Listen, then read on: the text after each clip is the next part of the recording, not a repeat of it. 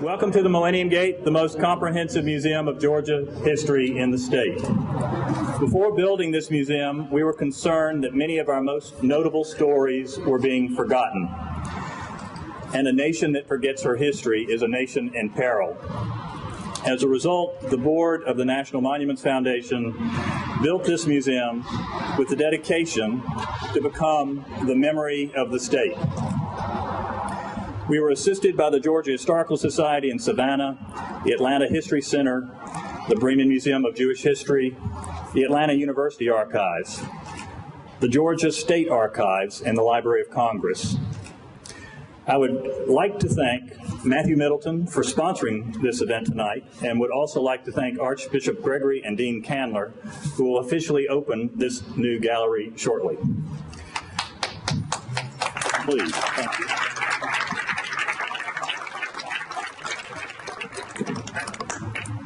And I really can't read this thing without glasses. I would like to recognize tonight the Honorable Joe Wilkinson, Dr. Bruce Allen, the Consul General of Liechtenstein, Captain Ettard and Lieutenant Driver of the Atlanta Fire Department, and the fellows from Historic Station 11 in Atlantic Station who let me ride with them from time to time. The National Monuments Foundation would also like to thank Carlos Museum Director Bonnie Speed, Gail Habib, Todd Lampkin, and particularly Dr. Peter LaCavera and Emory University for their help with this exhibition.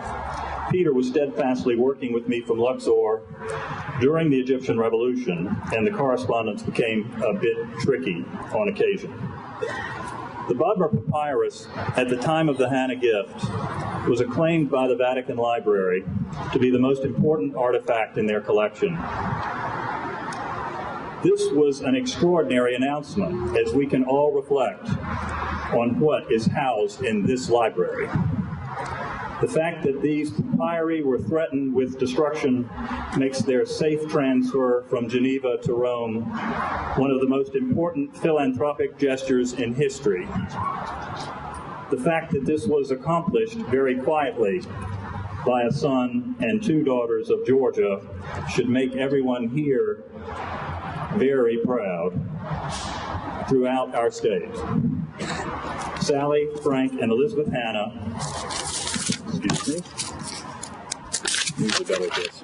would prefer this remain a quiet gesture. But the global importance of the message contained in the Gospels of Luke and John, which they say, has compelled them to allow the National Monuments Foundation to exhibit them and to inspire the thousands of Georgia school children who visit the Millennium Gate each year. They are displayed in a gallery whose dimensions are the same as the tomb they were buried in for 1,300 years. The Bodmer-Hanna Gallery complements the 21st Century Gallery, telling one of the most important stories ever to come out of our state. We are honored that the Hanna family and the Solidarity Association of Georgia have allowed us to share this information with you. The national and international importance of their philanthropy cannot be overstated. We are hopeful it will be as much of an inspiration to all of you as it has been to us. I would like to introduce the Most Reverend Wilton D. Gregory, the Metropolitan Archbishop of Atlanta. Thank you. Thank you very much, Mr. Cook. And thank you for this great privilege to participate in the inauguration of this new gallery, the Bodmer-Hanna Gallery, which will display a replica of the fragment of the Bodmer papyrus. Atlanta is a God-fearing community. At least I have discovered it to be so. And because of that, I think to have the replica of this New Testament fragment is another sign of the reverence that we hope that all of us, no matter what our religious background might be, have for the Word of God. I think that many people who may not know a great deal about such erudite things as ancient papyrus, we'll find in this display a link to our common heritage as faithful people. And so it is my great privilege to be a part of the opening and the blessing of this new display, and to join with all of you in expressing our gratitude to the Hanna family and to those whose generosity made this display possible. I would now like to welcome and introduce Mr. Frank Hanna, and to have him address us as the very generous benefactor of this gallery. Thank you. Frank.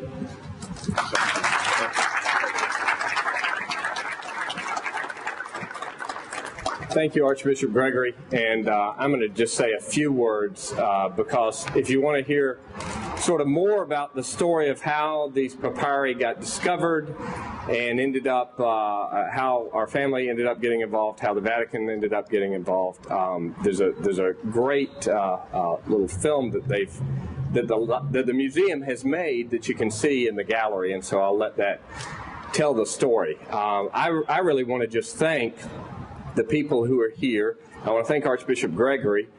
For those of you who don't know, within the Catholic Church, we have something called a Conference of Bishops. And right now, the president of that conference is the New York Archbishop, and prior to that, it was the Chicago Archbishop, and prior to that, it was the man we have standing up here with us tonight. And so we're really blessed in Atlanta to have Archbishop Gregory as one of our religious leaders. And I'm also thankful that Reverend Sam Candler is here to share his thoughts with us and his expertise.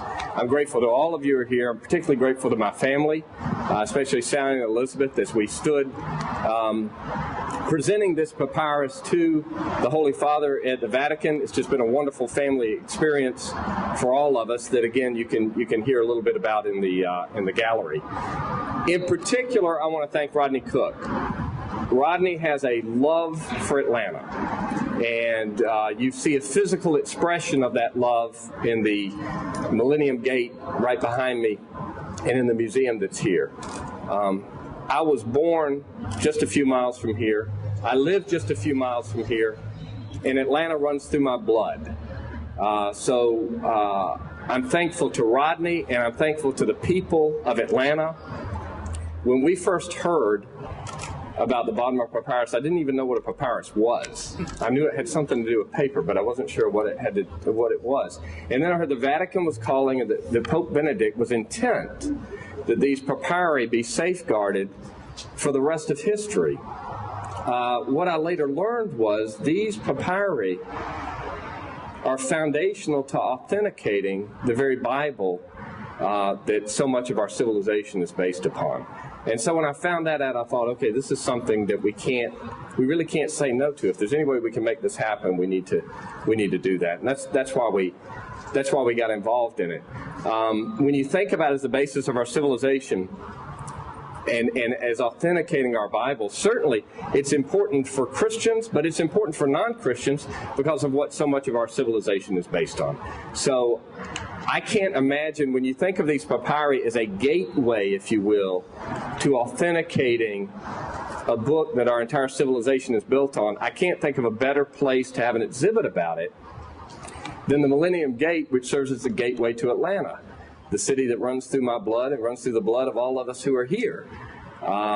So I love what the Millennium Gate has done. I love the museum here. I love the shared heritage that all of us, whether we were born here or live here now, that all of us here share in the history of our city. And it's really an honor for me and my family to be part of Atlanta, to be citizens here, to be friends and members of the community that we all share, but in particular to be part of the Millennium Gate, which I think is doing such a beautiful job of giving testimony to the heritage that we all share. I want to introduce now Reverend Sam Candler, who was born in Coweta County. And he was made the dean of St. Philip's Cathedral here in Atlanta in 1998. He's been a wonderful guide and leader in Atlanta, and has been particularly involved in interfaith outreach among all the different religions here in Atlanta. And so, again, Reverend Candler, thanks for being with us today.